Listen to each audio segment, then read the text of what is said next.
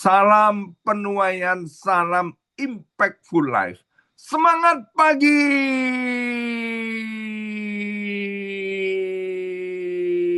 Semuanya semangat pagi. Apa kabarnya Bapak Ibu semuanya, anak-anak Tuhan yang luar biasa. Hidup berdampak jadi berkat. Ya, senang sekali.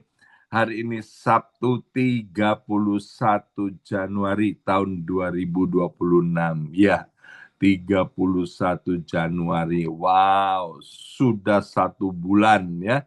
Kita memasuki tahun 2026 dan besok sudah tanggal 1 Februari 2026.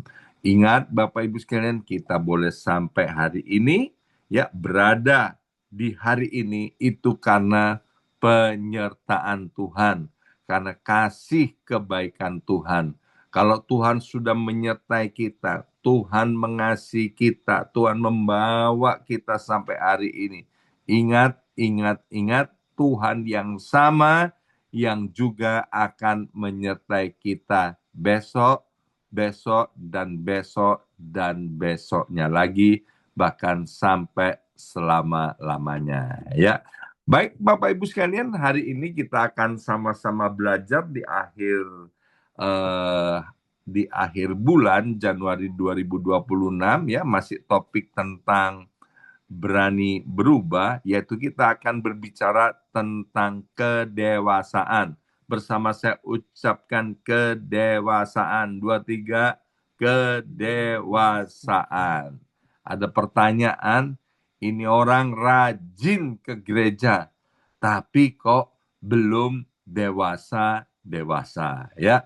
1 Korintus pasal 13 ayat yang ke-11, 1 Korintus pasal 13 ayat yang ke-11 bunyinya begini. Ketika aku kanak-kanak, aku berkata-kata seperti kanak-kanak. Aku merasa seperti kanak-kanak. Aku berpikir seperti kanak-kanak. Ya. Nah, sampai di sini dulu. Dari ayat ini kita belajar bahwa untuk membedakan kanak-kanak dengan orang dewasa, yaitu dari cara berkata-kata, cara merasakan, dan cara berpikir. Maka itu disebut bahwa waktu Rasul Paulus masih anak-anak, dia berkata-kata seperti anak-anak, merasa seperti anak-anak, dan berpikir seperti anak-anak. Lanjut. Sekarang sesudah aku menjadi dewasa, aku meninggalkan sifat kanak-kanak itu. Perhatikan kata sifat. Bersama saya ucapkan sifat. 2, 3, sifat. Ya. Jadi orang yang dewasa secara rohani, mereka meninggalkan sifat anak-anak atau sifat kekanak-kanaan, yaitu tentang berkata-kata, tentang merasa, dan berpikir. Ya. 1 Korintus 14 ayat yang ke-20, 1 Korintus pasal 14 ayat yang ke-20, saudara-saudara, janganlah sama seperti anak-anak dalam pemikiranmu. Jadilah anak-anak dalam kejahatan, tetapi orang dewasa dalam pemikiranmu. Jadi di sini ditekankan kembali oleh Rasul Paulus bahwa kita itu jangan seperti anak-anak dalam pemikiran kita. Kenapa dikatakan pemikiran? Kalau nanti saudara baca Alkitab kita masing-masing, di lain kesempatan Rasul Paulus juga berbicara tentang pikiran, ya. Pikirkanlah semua yang baik, yang mulia, yang sedap didengar, yang disebut kebajikan, dan lain sebagainya. Nah, di sini ditekankan kembali oleh Rasul Paulus bahwa kita itu harus menjadi orang dewasa dalam pemikiran. Jadi dari dua ayat ini kita belajar bahwa ternyata kedewasaan itu tidak diukur berapa lama kita duduk di bangku gereja atau sudah berapa lama kita melayani Tuhan.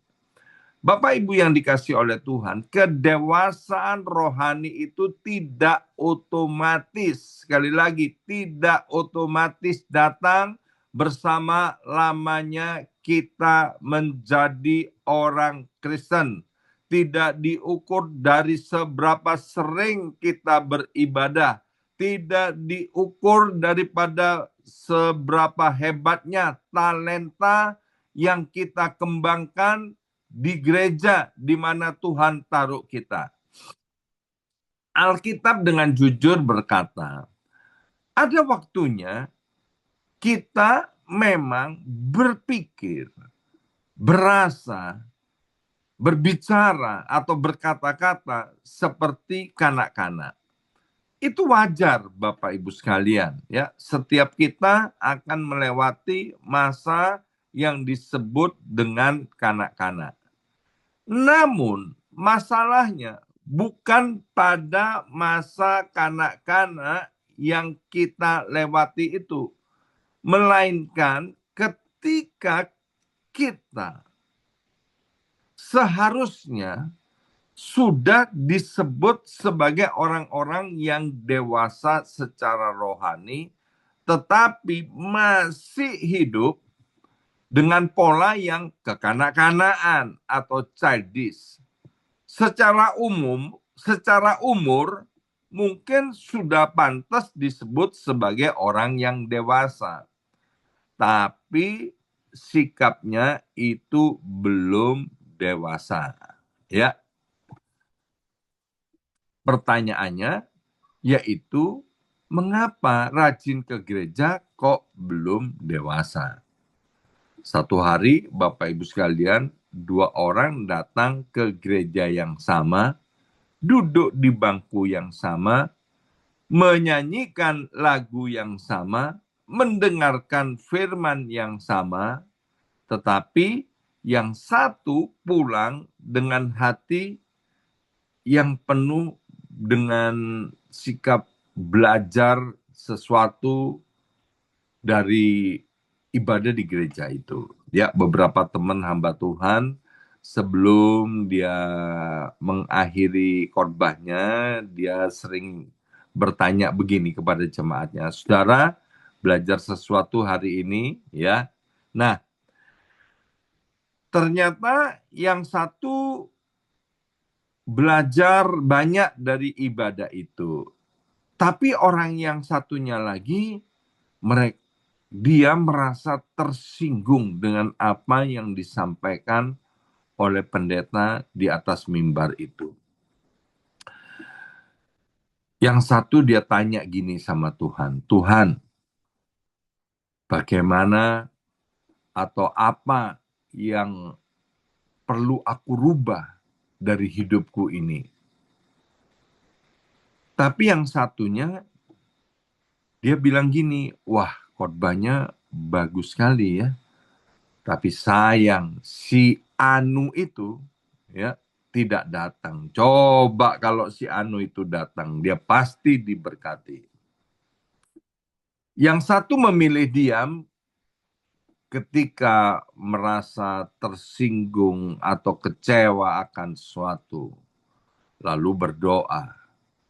Tapi yang satunya lagi memilih bicara ke sana kemari dan menyebarkan keluhan-keluhannya. Kedua-duanya sama-sama rajin pergi ke gereja, tetapi respon mereka berbeda dalam menghadapi persoalan atau kehidupan ini. Disitulah Bapak Ibu sekalian kita sadar kedewasaan rohani bukan daripada berapa lama jadi orang Kristen atau berapa sering kita hadir di gereja, melainkan bagaimana kita berespon terhadap situasi berdasarkan firman Tuhan. Ya, seringkali kita juga melihat bagaimana secara usia orang itu belum pantas disebut dewasa, tapi sikapnya dewasa banget. Bapak Ibu sekalian, Alkitab berkata ada masa kanak-kanak, juga ada masa yang disebut dengan masa dewasa. Masalahnya bukan kita pernah mengalami masa kanak-kanak, masalahnya yaitu kita betah tinggal di dalam sikap kekanak-kanakan. Yang pertama, kita belajar bahwa kanak-kanak itu wajar, tapi berhenti bertumbuh itu bahaya. Yang pertama ya, kita belajar kekanak-kanakan itu wajar, tetapi berhenti bertumbuh itu bahaya. Alkitab tidak menegur masa kanak-kanak kita. Yang ia tegur yaitu ketidakmauan kita itu meninggalkannya. Sifat kanak-kanak seringkali kita pelihara, ya. Apa itu sifat kanak-kanak? Yaitu mudah tersinggung. Sifat kanak-kanak yang lain mau dimengerti, tapi tidak mau mengerti orang lain. Jadi hari ini kalau ada orang yang masih mudah tersinggung, ya, sebentar-sebentar tersinggung, sebentar-sebentar tersinggung, itu artinya dia masih mungkin secara umur sudah pantas disebut sebagai orang dewasa, tapi sifatnya itu adalah sifat yang childish, sifat yang kekanak-kanakan.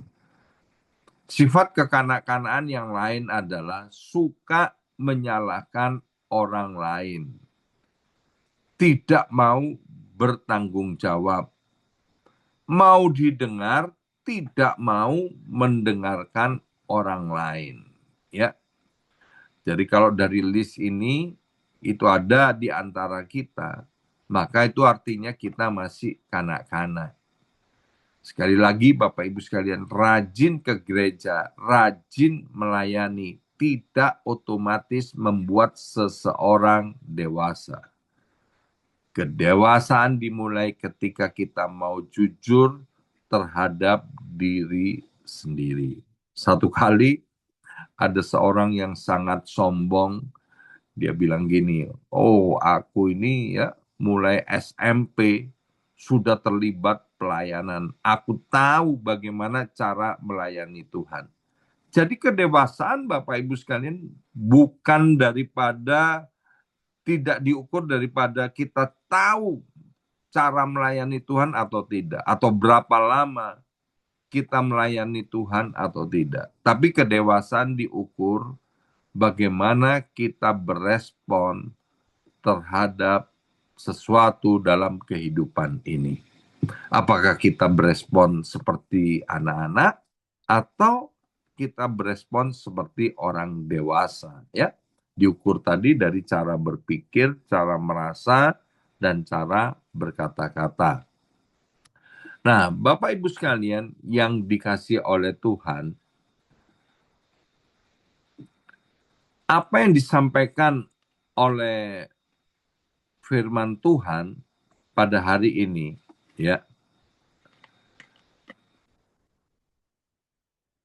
kedewasaan itu salah satunya seperti yang disampaikan oleh Daud di dalam Mazmur pasal 26. Daud itu bilang gini, ujilah aku ya Tuhan dan cobalah aku, selidikilah batinku dan hatiku.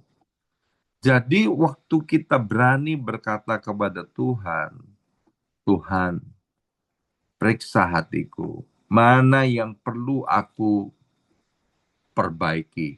Nah, disitulah Bapak Ibu sekalian tanda bahwa kita dewasa secara rohani, ya. Tuhan periksa, aku kepingin seperti kata Alkitab, serupa dengan Tuhanku, serupa dengan Yesus Kristus. Roma 12 ayat 2, itu ayat emas kita untuk bulan Januari. Tuhan mau supaya kita berubah, ya. Nah, yang kedua dari ayat tadi kita belajar bahwa dewasa dalam pikiran itu yang dikehendaki oleh firman Tuhan, tapi kita harus seperti anak-anak dalam kejahatan. Ya, bersama saya ucapkan dewasa dalam pikiran, anak-anak dalam kejahatan. 2, 3. Dewasa dalam pikiran, anak-anak dalam kejahatan. Dewasa dalam pikiran itu adalah orang yang mampu membedakan, ya, mampu membedakan mana yang benar, yang berkenan kepada Tuhan, dan mana yang salah, yang tidak berkenan di hadapan Tuhan. Sekali lagi, dewasa di dalam pemikiran, dewasa di dalam cara berpikir, itu adalah orang yang mampu membedakan mana yang benar, mana yang berkenan di hadapan Tuhan, mana yang salah, dan mana yang tidak berkenan di hadapan Tuhan. Orang yang dewasa dalam pikiran, dia nggak reaktif, tapi dia reflektif. Orang yang dewasa dalam pikiran, dia tidak dikuasai oleh emosi, tapi dia bisa menguasai diri. Ya, jadi kalau nanti Bapak Ibu sekalian ketemu dengan seseorang, atau mungkin di dalam keluarga, di pekerjaan, di gereja, kita lihat orang yang gampang sekali marah, gampang sekali emosi, ngomongnya petentang, ya kan? Itu artinya orang yang seperti itu masih kanak-kanak. Mungkin dia sudah punya anak, ya. Tapi orang seperti itu adalah orang yang kanak-kanak secara rohani. Nah, Tuhan berkata tadi, Alkitab berkata, kita harus menjadi anak-anak dalam kejahatan, ya. Anak-anak itu biasanya polos. Jadi orang yang pintar dalam kejahatan memang sering terlihat dewasa, Bapak Ibu sekalian. Padahal sebenarnya dia kehilangan kepolosannya. Kalau anak-anak itu berbuat jahat, ya, itu tidak membahayakan Bapak Ibu sekalian, ya. Tapi kalau orang yang umurnya udah dewasa, dia melakukan kejahatan, ya, itu bisa membahayakan banyak orang, bahkan bisa membahayakan suatu negara. Dewasa dalam pikiran membuat kita itu mau pause, mau berhenti sejenak sebelum berbicara, ya. Anak-anak dalam kejahatan yang paling gampang, ya, dia tidak menikmati gosip. Dia tidak tergoda untuk memelintir cerita. Dan tidak biasa mengendalikan orang lewat emosi. Karena kedewasaan sejati itu bukan soal seberapa hebat kita bermain, tapi seberapa bersih hati kita itu saat memilih kebenaran.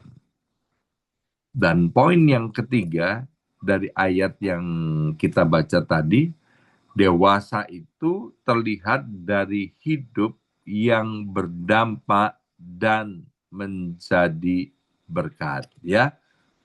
Impactful life, hidup berdampak dan menjadi berkat. Alkitab tadi berkata, aku meninggalkan sifat kanak-kanak itu. Jadi harus dengan sengaja, Bapak Ibu sekalian, kita meninggalkan sifat kanak-kanak itu. Beberapa hari terakhir ini saya selalu mengutip tentang kuasa daripada Roh Kudus. Ya, kalau kita mengandalkan Tuhan, kita mengandalkan Roh Kudus, maka kita akan punya kuasa. Salah satunya yaitu kuasa meninggalkan sifat kanak-kanak itu. Artinya, ada keputusan, ada keberanian untuk berubah. Kalau kita di gereja melayani Tuhan, melayani pekerjaan Tuhan, tidak lagi melayani demi mendapatkan pujian, ya.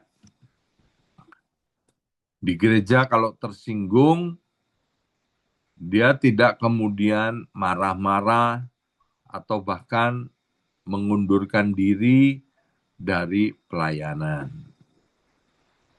Orang yang berani berubah, yang meninggalkan sifat kanak-kanak itu, di keluarga, dia akan menjadi orang yang gampang minta maaf. Beberapa waktu yang lalu saya sampaikan budaya kerajaan Allah. Salah satunya yaitu gampang untuk minta maaf.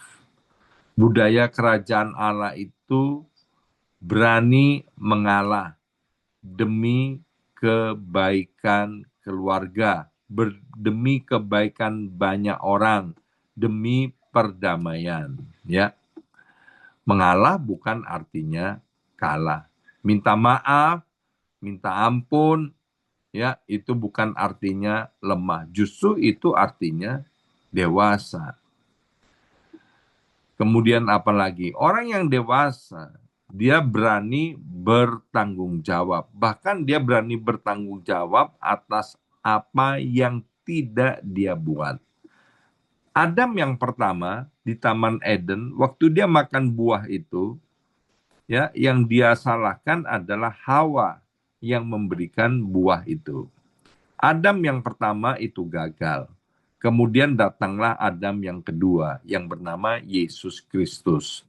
Ya, dia berani bertanggung jawab dan mau memikul tanggung jawab untuk kesalahan yang tidak dia buat. Orang yang dewasa secara rohani, ya, kalau ada sesuatu, maka dia akan tampil dan kemudian bertanggung jawab, bahkan atas kesalahan orang lain, atas kesalahan yang tidak dia buat. Kedewasaan rohani selalu menghasilkan satu hal, yaitu hidup yang berdampak dan menjadi berkat. Ya, hari ini kita belajar, Bapak Ibu sekalian, ya, menjadi dewasa di dalam Tuhan. Rajin ke gereja itu baik, tetapi Tuhan tidak mau kita berhenti di kerajinan. Tuhan mau kita bertumbuh menjadi dewasa. Bukan sekedar hadir di gereja, bukan sekedar melayani, tapi berubah menjadi semakin serupa dengan Kristus. Bukan sekedar tahu firman Tuhan, tetapi mau menghidupi firman Tuhan. Jadi inti daripada apa yang saya sampaikan tentang kedewasaan, itu sebetulnya adalah bagaimana kita mendengar firman Tuhan dan kemudian melakukannya dengan setia dalam kehidupan sehari-hari. Kalau kita gagal melakukannya, bangkit lagi, lakukan lagi. Gagal, bangkit lagi, lakukan lagi. Jangan pernah berputus asa sampai kita mengalami keserupaan dengan Kristus Yesus Tuhan kita. Amin. Mari kita berdoa. Materai kebenaran firman Tuhan di hari terakhir bulan Januari 2026 ini. Sebelum kami tinggalkan bulan Januari, kami mau berubah Tuhan menjadi pribadi-pribadi yang dewasa secara rohani di dalam Kristus, yaitu bagaimana menghadapi situasi, keadaan, persoalan, dan tekanan hidup ini dengan berespon sesuai firman Tuhan, dengan mempraktekkan firman Tuhan di dalam kehidupan kami sehari-hari. Roh Kudus tolong kami untuk kami meninggalkan sifat kekanak-kanaan itu, dan kami dengan pertolongan Roh Kudus mulai hari ini mau memakai pikiran kami dengan pikiran yang dewasa secara rohani. Dalam nama Yesus kami sudah berdoa. Haleluya. Amin, amin, amin.